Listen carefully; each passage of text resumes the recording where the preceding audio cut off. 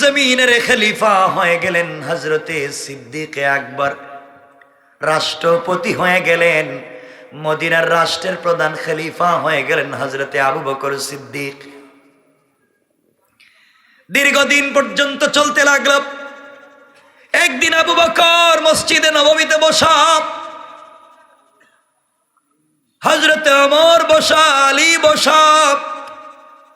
এই রাষ্ট্রের প্রধান বিচারপতি হলেন হযরতে ওমর, আর এই রাষ্ট্রের প্রধান নির্বাহী পরামর্শদাতা হযরতে আলী, হযরতে ওসমান। এভাবেই চলতে লাগলো। একদিন ফজরের সালাতের পরে আবু বকর বসা, ওমর বসা, সাহাবায়ে কেরাম বসা।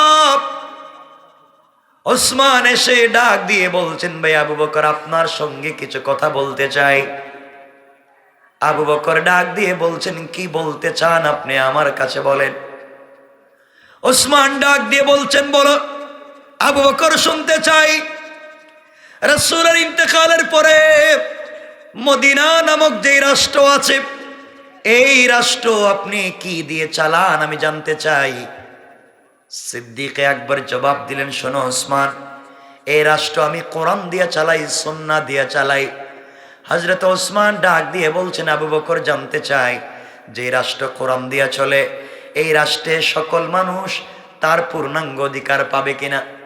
সিদ্দিক আকবর বললেন, শোনো ওসমান, যেই রাষ্ট্র কোরআন দিয়ে চলে, এই রাষ্ট্রের ভিতরে সাধারণ নাগরিক তার অধিকার তো পাবেই। এমনকি এই রাষ্ট্রে যদি একটা কুকুর না খেয়ে মারা যায়, একটা বিড়ালও যদি বিনা চিকিৎসায় মারা যায়, আল্লাহর আদালতে আমাকে জবাবদিহি করা লাগবে। কারণ যেই সমাজে কোরআন জিন্দা হয়ে যায়, যেই সমাজের প্রত্যেকটা ঘরে ঘরে কোরআন চলে, এই রাষ্ট্রের ভিতরে সকল সৃষ্টি তার অধিকার পূর্ণাঙ্গ পেতে বাধ্য। সুতরাং আজকালকে জমিনে মানুষের অধিকার পায় না। সুতরাং পুরা পৃথিবীর মানুষের অধিকার যদি প্রতিষ্ঠা করতে হয়, একমাত্র কেবলমাত্র জমিনে প্রতিষ্ঠা করতে হবে আল কোরআন। হযরত ওসমান ডাক দিয়ে বলছেন, শোনো আবু বকর, আপনি বলেছেন এই রাষ্ট্র আপনি কোরআন দিয়ে চালান। আমি আপনার কাছে জানতে চাই, আপনার রাষ্ট্রে আমি কয়েকদিন থেকে দেখতেছি, আপনার রাষ্ট্রে একজন বিধবা মহিলা, বৃদ্ধা মহিলা, 3 দিন হয়ে 4 দিন শুরু হয়ে গেল, বৃদ্ধা মহিলার স্বামী নাই, তিনি বিধবা, বাচ্চা কাচ্চাও নাই, চোখেও দেখেন না, তিনি অন্ধ। 3 দিন শেষ হয়ে 4 নাম্বার দিন প্রায় শুরু হয়ে গেল। এই মহিলার ঘরে কেউ আজ পর্যন্ত খাবার নিয়ে গেল না। আপনি জনপ্রতিনিধি, আপনি এই রাষ্ট্রের খলিফা, আল্লাহর আদালতে কি জবাব দিবেন জানতে চাই। সিদ্দিক আকবর বলছেন, ভাই ওসমান রে, আমি নতুন খলিফা হয়েছি, সবার ঘরে ঘরে যেতেও পারি নাই, খবর নিতে পারি নাই। তুমি এই মুহূর্তে আমাকে বলেছো, আমি কথা দিলাম আজকে থেকে এই মহিলার বাড়িতে 3 বেলা খাবারের ব্যবস্থা আমি করে দেব। হযরত ওসমান বলছেন, আবু বকর রে, আপনি এই মহিলার বাড়িতে 3 বেলার খাবার পৌঁছে দিবেন, তা সত্য, কিন্তু মহিলা চোখে দেখেন না, বৃদ্ধা মানুষ, কে তাকে রান্না করে দিবে, কে তাকে খাইয়ে দিবে, কে তার ঘর মুছে দিবে, কে তাকে গোসল করাবে। এই মহিলা চোখে দেখেন না, বলেন তো কে করবে, আপনি বলেন।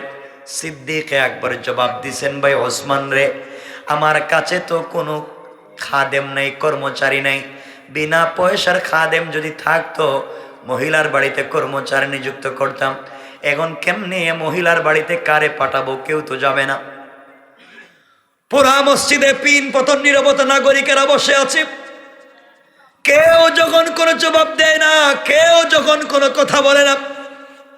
এমন সময়ে কেউ যখন জবাব দিচ্ছে না, হযরতে ওমরে ফারুক রাদিয়াল্লাহু তাআলা আনহু, ওই রাষ্ট্রের প্রধান বিচারপতি, চিফ জাস্টিস হযরতে ওমর দাঁড়িয়ে গেলেন, আর ডাক দিয়ে বলছেন, ভাই আবু বকর রে, আপনি মহিলার বাড়িতে বিনা বেতনে কর্মচারী খুঁজতেছেন, খুঁজে পাচ্ছেন না। মহিলা রান্না করে দিবে, কাপড় ধৌত করে দেবে, আপনি কোনো লোক পাচ্ছেন না। এই মুহূর্তে আপনি আমাকে বিনা বেতনে এই মহিলার বাড়িতে কর্মচারী বানাইয়া দিতে পারেন? পড়েন সুবহানাল্লাহ।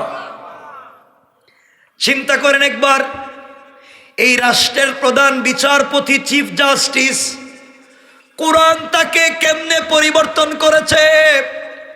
যে ওমরের কাছে মানুষের মাথা কাটা ছিল ডাল ভাত, পয়সা দিলে সকালে মাথা লাগবে না বিকালে লাগবে, যেই লোকটা আমার নবীকে মারবার জন্য গিয়েছিল, আর এই লোকটা আজকে রাষ্ট্রের প্রধান বিচারপতি, বিনা বেতনে একজন কর্মচারী, একজন সাধারণ নাগরিকের বাড়িতে কাজ করতে চায়। এটা কোনো আইন দিয়ে পরিবর্তন করা যায় নাই, এমন পরিবর্তন করে ফেলেছে একমাত্র আল কোরআন। জোরে বলেন ঠিক কিনা বলেন। এজন্য সমাজে কোরআনের দরকার আছে না নাই? বলেন আছে না নাই? কোরআন যদি সমাজে থাকতো, তাহলে আমাদের এই সোনার ছেলেরা, আজকের এই যুবকেরা, তরুণেরা, কিশোরেরা ফেন্সিডিল, ইয়াবায়, মাদকে আসক্ত হতো না। আমি জানতে চাই, এই এলাকার কোন মসজিদের ইমাম, মাদ্রাসার কোন মসজিদের ইমাম, মাদ্রাসার উস্তাদ এই সমাজে কেউ মাদক ব্যবসা করে না। আজকে আমাদের তরুণ আর যুবকদেরকে এই সমাজের কিছু নেতা কালো টাকার ব্যবসা করার জন্য মাদক দিয়ে যুবকদেরকে সায়রাপ করে ধ্বংস করে দিচ্ছে, ঠিক কিনা বলে?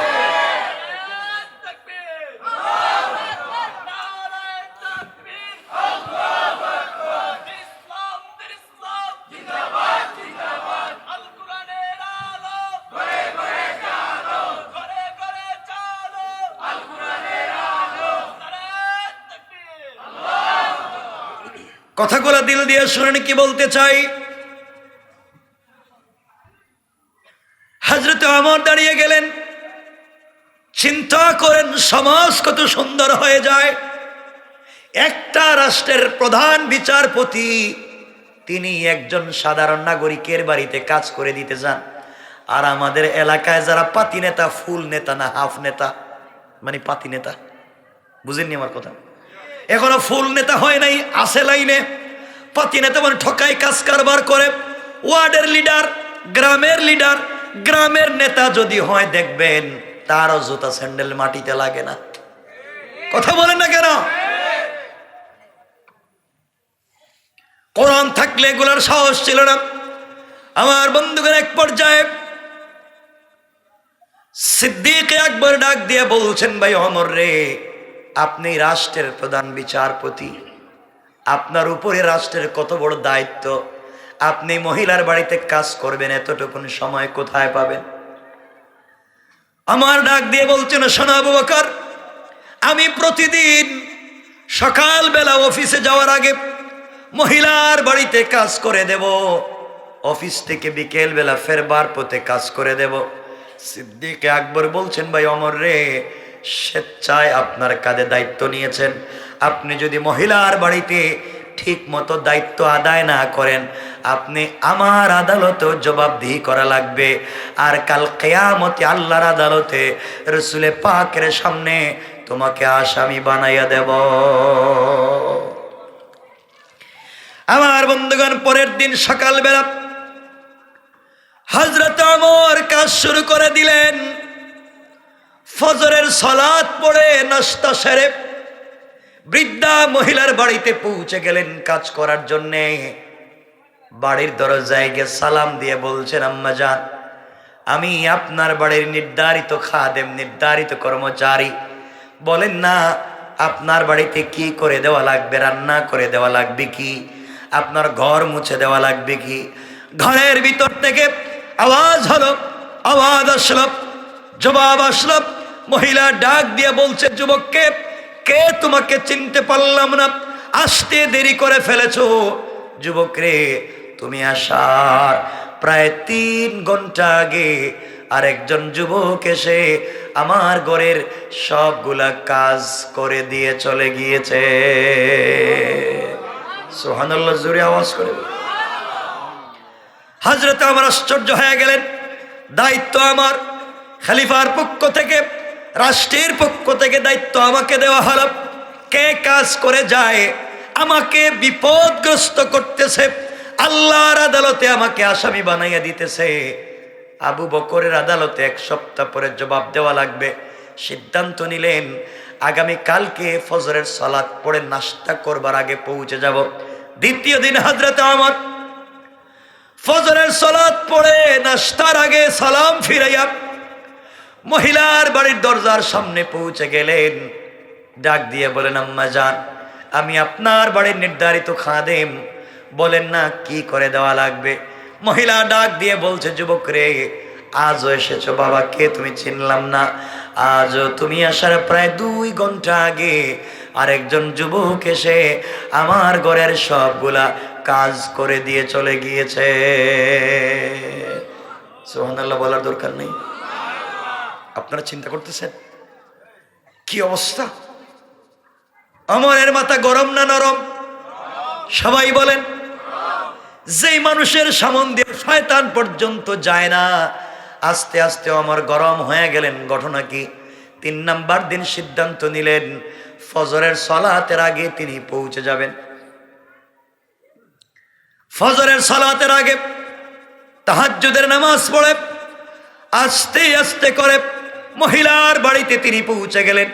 ঘরের দরজায় গিয়ে নক করে বলছেন, আম্মা জান, আমি আপনার বাড়ির নির্ধারিত খাদেম, 3 দিন এসেছি, বলেন না আজকে তো ফজরের নামাজের আগে এসেছি, কি করে দেওয়া লাগবে?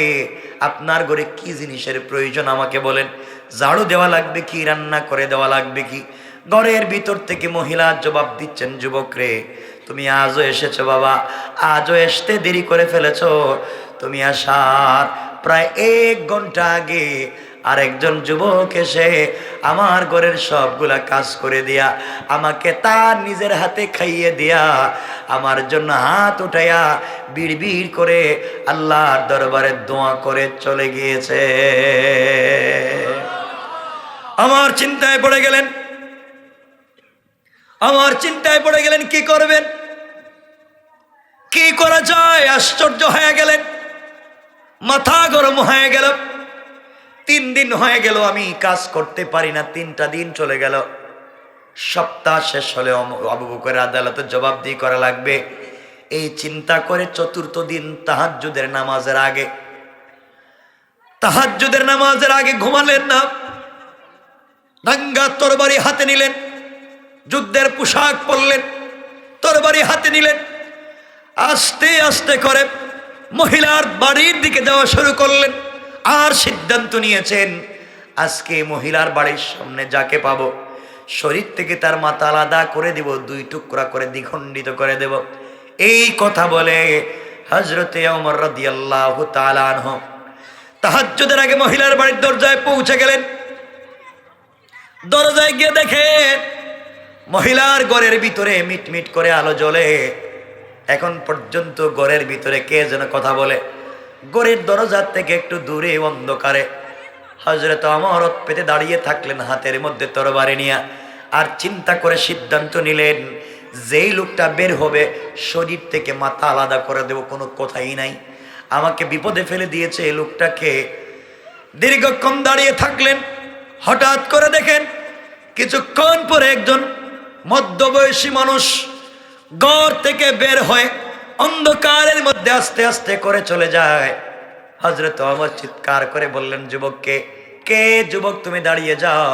আমি ওমর বলছি, আমার হাতে কিন্তু নাঙ্গা তরবারি, আঘাত করলে বাঁচবা না, শরীর থেকে মাথা আলাদা হয়ে যাবে।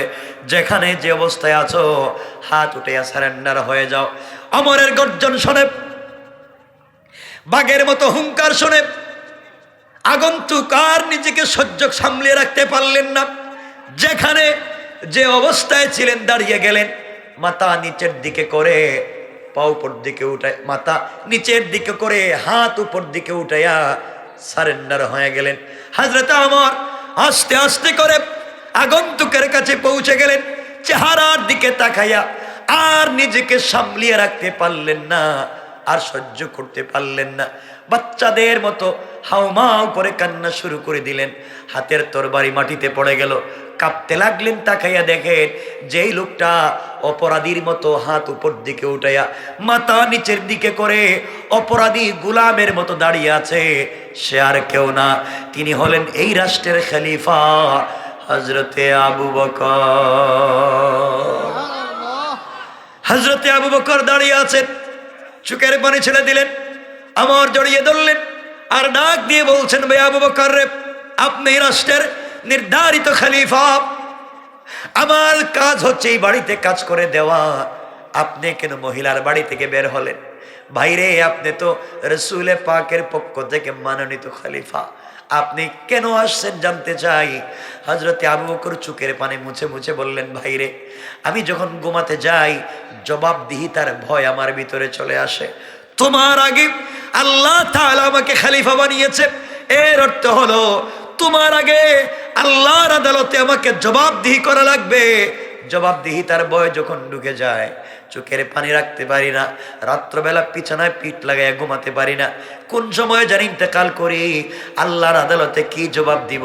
আমার দেশের একজন নাগরিক কষ্ট করলো আমি জিন্দা থাকা অবস্থায়, এই জন্য আবু বকর আমি নিজে নিজে না ঘুমাইয়া মহিলার বাড়িতে সবগুলা কাজ করে দিয়ে যাই। পড়েন সুবহানাল্লাহ। আমার ডাক দিয়ে বললেন, শোনো আবু বকর, আপনি মহিলার বাড়িতে কাজ করে দেন, এই রাষ্ট্রের খলিফা, আপনি সাধারণ নাগরিকের ঘরে কাজ করে দেন ঠিকই, কিন্তু আপনার পায়ে জুতা নাই, জুতা স্যান্ডেল ছাড়া আপনি কেন আসলেন জানতে চাই। আবু বকর চোখের পানি মুছে মুছে বললেন, ভাই ওমর রে, আমি মদিনার রাষ্ট্রের খলিফা হতে পারি, কিন্তু আমি গরিব মানুষ। খলিফা হতে পারি মদিনার রাষ্ট্রের, কিন্তু আমি গরিব মানুষ, চামড়ার জুতা পরবার মতো পয়সা নাই। একটা রাষ্ট্রের খলিফা, জুতা পরবার মতো পয়সা নাই। দেখেন কোরআন মানুষকে কত পরিবর্তন করে। আর আমাদের সমাজে পাতি নেতারা এত পয়সার মালিক, এখন বিদেশে শুধু ঘর বাড়ি বানায়। ঠিক কিনা বলেন? আমার বন্ধুগণ, এক পর্যায়ে হযরতে ওমর ডাক দিয়ে বলছেন, ভাই আবু বকর, জুতা পায়ে না দেওয়ার কারণ কি? আবু বকর বলছেন, আমার তো পয়সা নেই চামড়ার জুতা পরার, আমি খড়মের জুতা পরি, কাঠের জুতা পরি। মদিনার শক্ত পাথরের মাটিতে যখন কাঠের জুতা পরে আমি হেঁটে যাই, খটখট করে আওয়াজ হয়, এতে ঘুমন্ত মানুষের ঘুম ভেঙে যায়, অসুস্থ রোগীর কষ্ট হয়, ইবাদত যারা করে তাদেরও কষ্ট হয়ে যায়। এই জন্যে আমি আবু বকর গভীর রাত্রে জুতা পায়ে দেই না। আল্লাহু আকবার। চিন্তা করলেন কোরআন মানুষকে কেমনে পরিবর্তন করে, কোরআন সমাজকে কেমনে পরিবর্তন করে। এই কোরআন যদি আমাদের সমাজে চলে আসে, তাহলে নেতারা আমাদের কাছে আসা লাগবে না, আমরাই নেতাদের কাছে হাজির হয়ে যেতাম। ঠিক কিনা? আল্লাহ আমাদের সবাইকে কবুল করুক। সকলে বলেন আমিন। রাত্রে তো 12:15, কষ্ট হইতেছে? একটু হাত তুলে দেখান তো কার কার কষ্ট হইতেছে না, দেখি তো। কষ্ট হচ্ছে না দেখি, হাত তুলে। এ হাত নাই কার কার? যা হাত উঠাইবেন না, আল্লাহর কয়া দিব যে হাত যদি না উঠে, হাত উঠান। সবাই আওয়াজ করে বলেন, এই তো পারেন। এই কতটা বললে তো সাহস হয়, মনে হইতেছে গুরুস্থান থেকে ফলায়ন করে বসে রয়েছে। মনোযোগ দিয়ে শোনেন, আল্লাহর গোলামের 1 নম্বর কোয়ালিটি, অহংকার করা যাবে। এখন যদি আমরা আলোচনা শুরু করি, অহংকার করলে ক্ষতি কি, অহংকার ছেড়ে দিলে লাভ কি, এই টপিকে আলোচনা করি মোটামুটি কমপক্ষে 3 ঘন্টা লাগবে। সুতরাং এই সাবজেক্ট এখানে রাখলাম, শুধু এতটুকুন মনে রাখেন যে অহংকার করা যাবে। আল্লাহর গোলামের 2 নম্বর গুণ আল্লাহ বললেন, ওয়াইদা খাতাবাহুমুল জাহিলুনা ক্বালু সালামা। আল্লাহ রাব্বুল ইজ্জত ওয়াল জালাল বলছেন, মুসলমানেরা, এই দুনিয়ার জমিনে যারা আমি আল্লাহর গোলাম দাবি করবে, আশিক রাসূল দাবি করবে, আমি আল্লাহর গোলাম নিজেকে মনে করবে বান্দারে, আমি আল্লাহর গোলামের 2 নাম্বার গুণ হলো আমার গোলামকে কেউ গালি দিলে গালির জবাব দিবে না, আঘাত করলে আঘাতের জবাব দিবে না, গীবত শিকায়াত সমালোচনা করলে জবাব দিবে না। বরং আমি আল্লাহর গোলামকে কেউ যদি গালি দেয়, আমার গোলাম গালির জবাবে গালি না দেয়া ওই ব্যক্তির জন্যে শান্তি আর সালামতের দোয়া করে যায়। পড়েন সুবহানাল্লাহ। তাহলে আল্লাহর গোলামের 2 নাম্বার গুণ, গালি দেওয়া যাবে। সবাই বলেন, আপনারা দেননি? দেননি না? ওলিয়া হলিয়া পর্যায়ে পৌঁছে গেছেন, রাস্তাঘাটে গালি গালাজ করে কেডা? এই জন্য গালি দেওয়া যাবে। খুব মনোযোগ দিয়ে শোনেন, এখানে যেহেতু কেউ গালি দিলে বিনিময়ে শান্তির দোয়া করব, সালাম দিব। কি দিব? সবাই বলেন না রে বাবা, সবাই বলেন কি দিব? দেন তো সালাম। কয় না সালাম দেন। একটু দীক্ষা নেই, আমরা ট্রাই করি, হাদিসের দিকে যাই। এখন তো কোরআনের কথা বলছি, 1 মিনিটের জন্য হাদিসে যাই। আমাদের কলিজার টুকরা মা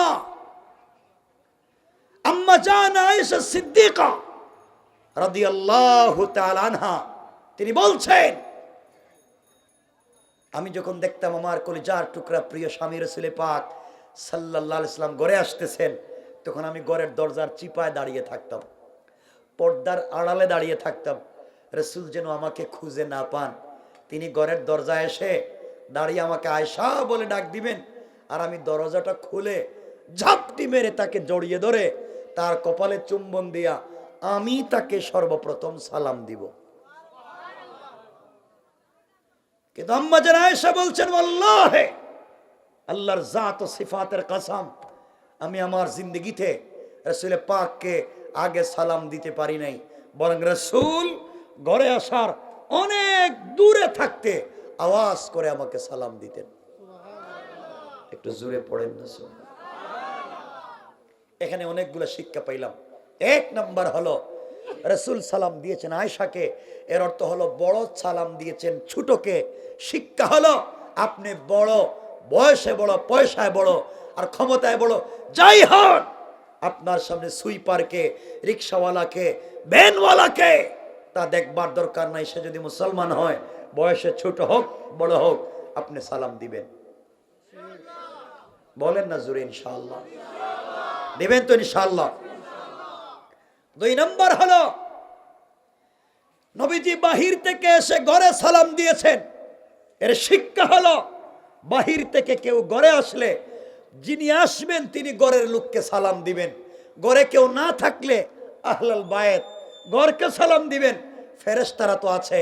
এর অর্থ দাঁড়ালো আজকের থেকে স্কুলের স্টুডেন্ট, মাদ্রাসার ছাত্র উস্তাদ আর হুজুরকে সালাম দিবে না, বরং যেই হুজুর ক্লাসে ঢুকবেন তিনি আগে সালাম দিবেন।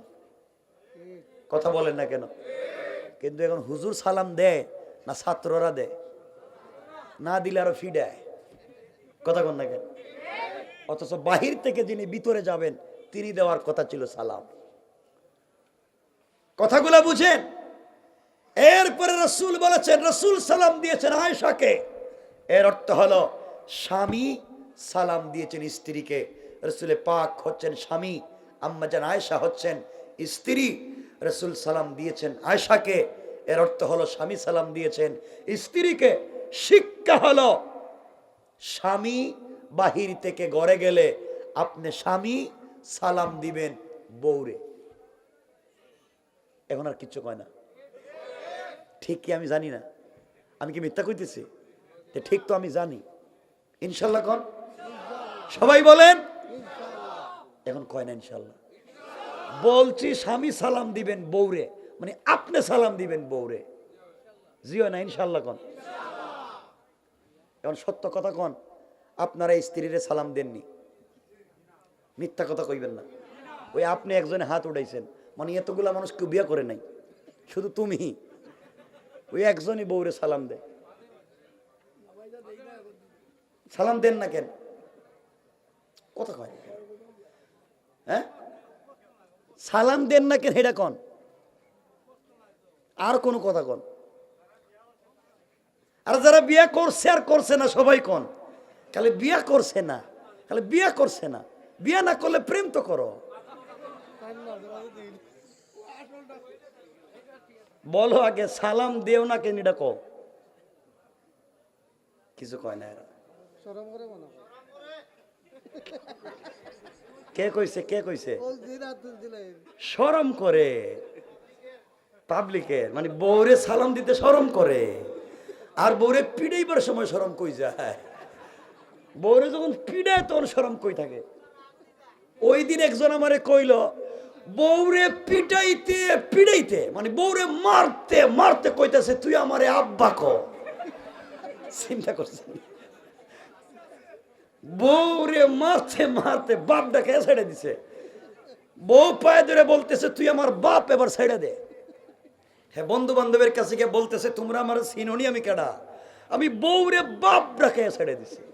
শয়তান আল্লাহরে বলতেছে আল্লাহ তুমি আমারে শয়তান বানিয়ে তোমার লাভ হইছে কি? হে তো বউরে বাপ ডাকাইছে, আমি তো এই কাম করি নাই। এগুলো এলাকায় নাই, বলেন নাই? বলে না কথা নাই। বউরে পিড়াইবার সময় লজ্জা হয় না, বউরে তালাক দেওয়ার সময় লজ্জা হয় না। আজকালকে তো তালাক তো সোজা হয়ে গেছে, শুধু বউরে দেয় না, তোরে তো দিলাম দিলাম তোর বাপরেও দিলাম। তো বাপরে কেমনে তালাক দিব এই তো জানি না, বাপরে দিব কেমনে? দিলাম তোরে দিলাম, তোর বাপ বাইরে দিলাম, গেরাম শুদ্ধ তালাক দিলাম।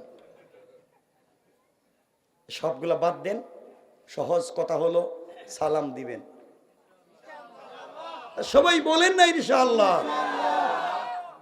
এই যে বাচ্চা যারা এই যে বসে বসে বাচ্চা 2-4টা রয়েছে, হেরা কই ইনশাআল্লাহ? হের বিয়া করতে আরো 30 বছর লাগবো। এখন ইনশাআল্লাহ সালাম দিবেন তো? যে মুরব্বীরা যারা বইছেই দেখেন তো আমার চেহারার দিকে তাকাই এরা হাসতেছে, এরা চিন্তা করতেছে রে বাবা তুমি যে ওয়াজ করতেছ 50 বছর গেছে গা, তোমার শাশিরে সালাম দিছি না, আজকে যদি সালাম দেই তাহলে আমার মায়ের শুরু করতে পারে, বলে বুড়া কোন কাম গোটাইছে আর আমার সালাম মারতেছে। এখন যাই ঘটুক আপনি আমার কথা দেন সালাম দিবেন, সবাই বলা লাগবে ইনশাআল্লাহ। হাদিসে কুদসিতে আল্লাহ বলেছেন, যেই ঘরে স্বামী স্ত্রীকে সালাম দে, স্ত্রী স্বামীকে সালাম দে, এই ঘরে আমার আল্লাহ 300টা বারাকাতের দরওয়াজা খুলে দেয়। রাসূল বলেছেন, যেই ঘরে স্বামী স্ত্রীকে, স্ত্রী স্বামীকে ভালোবেসে মোহাব্বতে আবেগ নিয়ে আওয়াজ করে সালাম দে, তাদের হার্ট এবং কিডনিতে যদি কোনো রোগ থাকে আল্লাহ তা থেকেও তাদেরকে মুক্ত করে দেন। তাহলে আজকের থেকে সালাম দিবেন ইনশাআল্লাহ। দেখেন এখনো ভালো জায়গায় আছি আমরা ওয়াজে, মানে একটা ভালো জায়গায় আছি। আপনারা যদি সালাম না দেন আমি ওয়াজ উল্টাইয়া দিব, এখনই উল্টাইয়া দিব। মানে আমি ওয়াজ শুরু করবো, আপনারা যে স্ত্রীরে দিয়া করে রান্নাবাড়ি করেন, ঘর মুছান, ঘর ঝাড়ু দেন, সব বেডরুম পরিষ্কার করান, বাচ্চা কাচ্চারা দেখেন, বাথরুম পরিষ্কার করান, সব উল্টো ওয়াজ করে দিব। মানে সব আপনি করা লাগবে। মানে আপনারা চান আমি এই ওয়াজ করতাম? এমনকি আমি এই ওয়াজও জানি শেষ পর্যন্ত বাচ্চারে দুধও আপনি খাওয়াইতে হইব। কুত্তে কাইন্নে খাওয়াইবেন আপনি জানেন। এখন আপনারা বলেন আমি কি এই ওয়াজ করতাম? বলেন করতাম? তাহলে সালাম দিবেন তো ইনশাল্লাহ? এই তো লাইনে আইছেন, মানে আদায় তো করাই লাগবে আমার। আজকেই যারাই বসছেন আজকেই বাসায় গিয়া ঘরের দরজায় দাঁড়াইয়া বলবেন, বউ আসসালামু আলাইকুম ওয়া রাহমাতুল্লাহ। বউ কই বৌমা বুড়ারে আজকে কোন বুতে ধরলো? আপনি বলবেন কোনো বুতে ধরে নাই, এই মাত্র হুজুর ওয়াজ করছে আর আমি সুন্নত আদায় করলাম। ঠিক আছে তো ইনশাল্লাহ? এখন মাঝে মাঝে ইনশাল্লাহ কইতেছে না কিন্তু, বলেন ইনশাল্লাহ। আর জোয়ান যারা বিয়ে শাদী করো নাই তোমাদের খেয়াল কি? মোবাইলে কি তুমি যারে পাইবা, মা রে পাও, বাপ রে পাও, ভাই রে পাও, বোন রে পাও, যারে পাও সালাম দিবা। মোবাইলে কি কত খারাপ হয়ে গেছে গা, বিয়ে করে না প্রেম করে 2-4টা। আর আজকালকের মেয়েরাও তো খারাপ। ভদ্র একটা ভালো ছেলে, নামাজি, 5 ওয়াক্ত, দেখতে শুনতে ভদ্র, হেরে তার ভাল লাগে না। তার ভাল লাগে গাঞ্জা কুর, গাঞ্জা খায়, যেটা ভেন্সির বোতল খায়, বোতল। কথা বলেন না কেন? এই বোতল যেটা হেরে ভাল লাগে। এই জন্য মনে রাখবেন, এগুলার থেকে সমাজকে বাঁচাতে হবে। বলেন ইনশাআল্লাহ। হাদিসের 4টা অংশ। 1 নম্বর অংশ হলো সালাম। 1 নম্বর, আপনারা অনুমতি দিলে আমি 2য় অংশ বলতাম, নাইলে ওয়াজরে পাল্টাইয়া দিতাম। 2য় অংশ বলতাম। আচ্ছা, আপনারা কি চান আমাদের ঘর থেকে শাহজালাল, শাহপরান, জুনাইদ বগদাদি, আব্দুল কাদের জিলানি, মুঈনুদ্দিন চিশতি, এদের মতো আল্লাহর ওলিরা জন্ম নিক? আপনারা চান? তাহলে আমাদের ফ্যামিলি বন্ডিং, স্বামী স্ত্রীর সম্পর্ককে চমৎকার করতে হবে। একজন আরেকজনকে বুঝতে হবে, একজন আরেকজনকে ইজ্জত করতে হবে, ভালোবাসতে হবে। যদি না হয় পরিবার সুন্দর হবে না। কারণ একজন আরেকজনের অংশ, আর উভয়ের অংশ মিলে আপনার সন্তান। সুতরাং সন্তান যদি ভালো হতে হয়, স্বামী স্ত্রীর সম্পর্ক ভালো হওয়া লাগবে। এই জন্যে অর্থ দাঁড়ালো, আপনি বাসায় গেলে, শোনেন, আপনি বাসায় গেলে মাঝে মাঝে নিজের স্ত্রীরে, মানে নিজের বউরে মাঝে মাঝে মুখে উঠাইয়া খাওয়াইয়েন। আর কিচ্ছু কয় না, বলছি মাঝে মাঝে বউরে খাওয়াইয়েন। আমার রাসূল খাওয়াইতেন। আম্মা জান আয়েশা বলছেন, আমার মনে পড়ছে না রাসূলে পাকের ঘরে আসার পরে জিন্দেগিতে কোনোদিন আমি আমার হাত দিয়ে খেয়েছি, বরং পুরা জিন্দেগি রাসূল নিজের হাত দিয়ে আমাকে খাইয়ে দিয়েছেন। সুবহানাল্লাহ। রাসূল শুধু খাওয়ান নাই, রাসূল আম্মা জান আয়েশাকে কুলে করে ঘুম পাড়াইয়া দিতেন। আমার রাসূল সারা দিন দুনিয়ার কাজ করে, যুদ্ধ বিগ্রহ করে, দ্বীনের দাওয়াত দিয়া ঘরে আসার পরে আম্মা জান আয়েশার মাথায় চুলে তেল দিয়া চুলগুলাকে আছড়াইয়া নিজের হাতে চুলগুলাকে বেনি করে দিতেন। সুবহানাল্লাহ বলেন। তো রাসূল যদি এত কিছু করতে পারলেন, আপনি আপনার স্ত্রীরে মুখে উঠে খাওয়াইতে পারবেন না? ওই একজনই কই ইনশাআল্লাহ। মুরব্বী বাবা যারা আছেন, আপনাদের ঘটনা কি, খেয়াল কি? বলে আবার কি নতুন শুরু হইল? আরে ভালোবাসা তৈরি হবে তো, আল্লাহ তো এটাই চান, পরিবারে ভালোবাসা তৈরি হোক। খাওয়াবেন? কারে খাওয়াবেন? কার স্ত্রীরে? এটা তো ভাঙ্গা খাওয়া লাগবে তো, তাহলে তো ঝামেলা লেগে যাই বাবা। কার স্ত্রীর খাওয়াবেন? নিজের। ইনশাল্লাহ, ইনশাল্লাহ। কিন্তু আপনাদের আওয়াজে আমার দিলে বহুত সন্দেহ হইতেছে, সন্দেহ হইতেছে, মারাত্মক সন্দেহ। আমার মনে হচ্ছে এই কুলাউড়ার যুবকেরা ভালোবেসে মোহাব্বত করে নিজের স্ত্রীকে মুখে উঠাইয়া খাওয়াবে না, এরা মোহাব্বত করে ভালোবেসে মুখে উঠাইয়া খাওয়াইতে পারবে ওই পাশের বাড়ির ভাবিরে। ঠিক কিনা? এটা ঠিক কইছে কাটা রে? কাটা ঠিক? ভালো কথা কইলাম, ঠিক কইল না। বিয়ে করছে একটারে, খাওয়াইবো আর একটারে, কই ঠিক আছে। বউ কি তোমাদের পিড়ায় না? এটা তোর মারতে মারতে অজ্ঞান করা দরকার ছিল। কই কি বিয়ে করছে একটারে, খাওয়াইতো কই আরেকটারে, এই বউ থাকে কেমনের ঘরে? আপনারাও বাইচা গেলেন, আমিও বাইচা গেলাম, যে ভুল সময়ে আমরা বসছি, রাত্র 12টা হয়ে যাইতেছে। আল্লাহর ওয়াস্তে, আল্লাহর ওয়াস্তে পরিবারকে সুন্দর করেন ইনশাআল্লাহ। আর সামনের দিকে যাওয়ার দরকার নাই, ঝামেলা লেগে যাইব পরে আপনাদের মাঝে। দরকার নেই, এতটুকুনি মনে রাখেন যে আল্লাহর গোলামের 2 নম্বর গুণ, গালি দিব না, বিনিময় শান্তির দোয়া করব, সালাম দিব, পরিবার সুন্দর করব ইনশাআল্লাহ। মনে থাকবে? কতদিন মনে থাকবে? বাড়িতে যাওয়ার পরেই তো মায়ের শুরু করে দিবেন। আল্লাহর গোলামের 3 নম্বর গুণ আল্লাহ বললেন, ওয়াল্লাযীনা ইয়াবীতুনা লিরাব্বিহিম সাজ্জাদাও ওয়া কিয়ামা। আল্লাহ রাব্বুল ইজ্জত ওয়াল জালাল বলছেন, মুসলমানেরা এই দুনিয়ার জমিনে যারা আমি আল্লাহর গোলাম দাবি করবে, আশিক রাসূল দাবি করবে, আমি আল্লাহর গোলাম নিজেকে মনে করবে, বান্দারে আমি আল্লাহর গোলামের 3 নাম্বার গুণ হলো সুজদা ওয়া কিয়ামা। আমার গোলাম বিপদে পড়ে গেলে রুকু করবে আমার পায়ে, সাজদা করবে আমার পায়ে।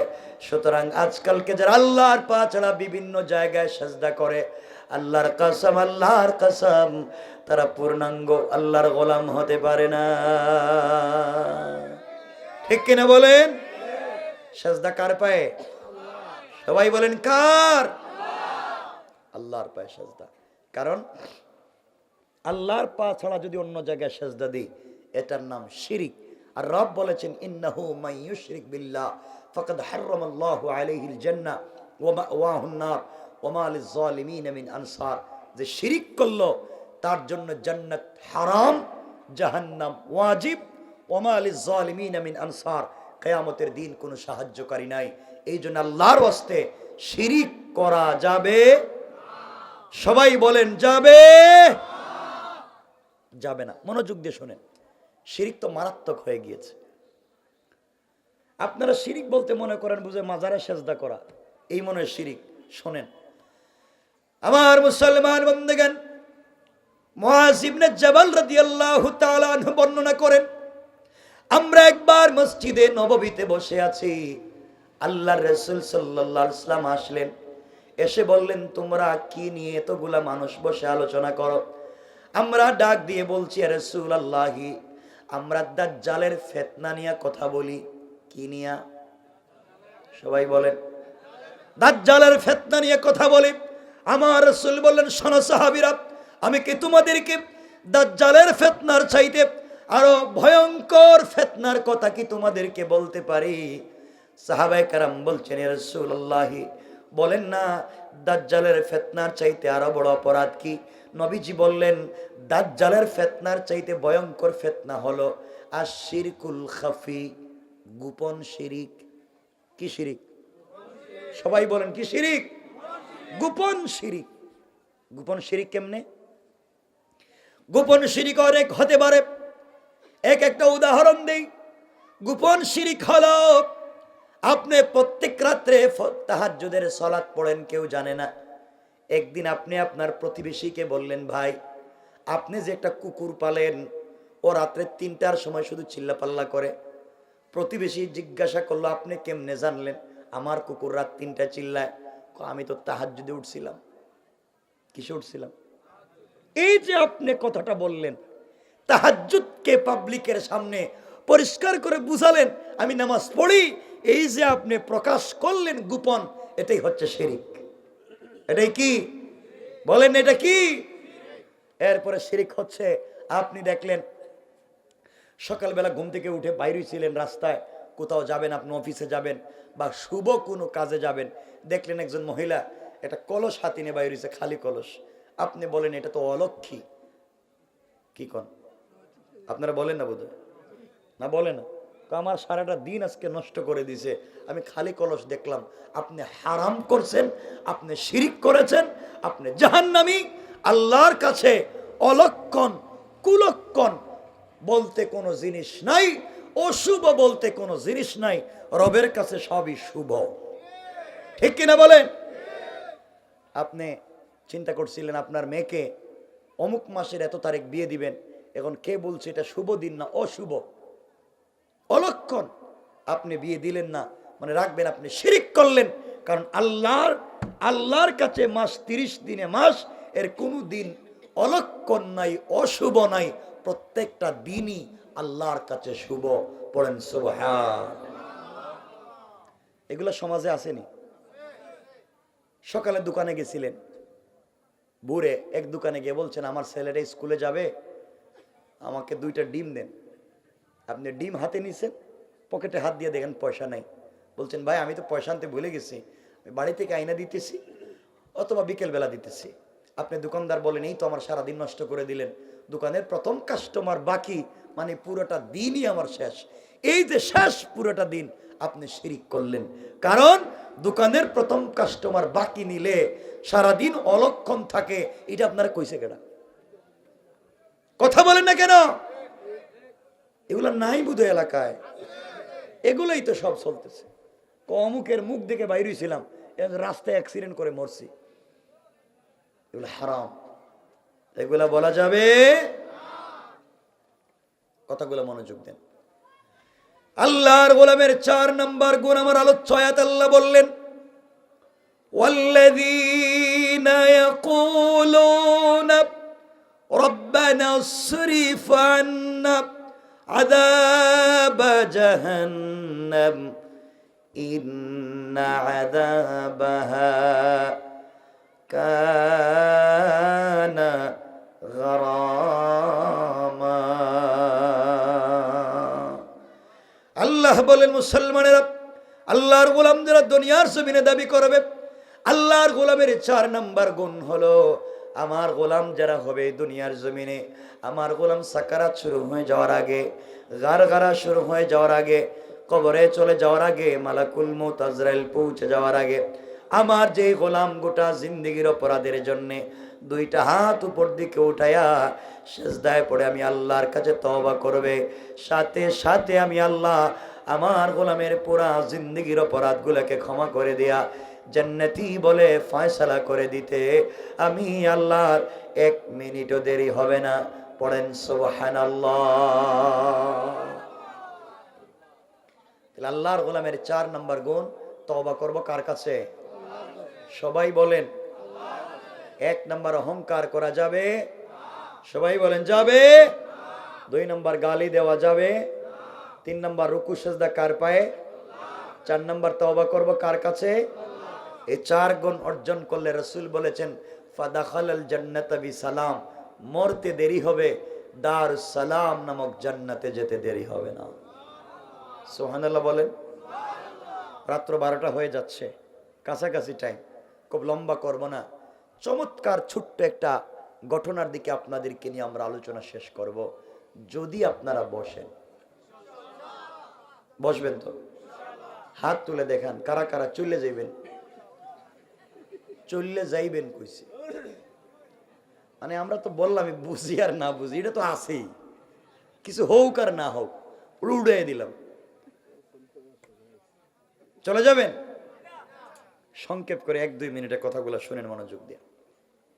এই যে আজকালকে এই জমিনে নেতা লিডারের অভাব নাই, সবাই শুধু মাইরে খাইতে চায়। কেউ জনগণকে মাইরে খাইতে চায়, কেউ সরকারের পয়সা মাইরে খাইতে চায়, শুধু মারামারি চলতে আছে। কথা বলেন না কেন?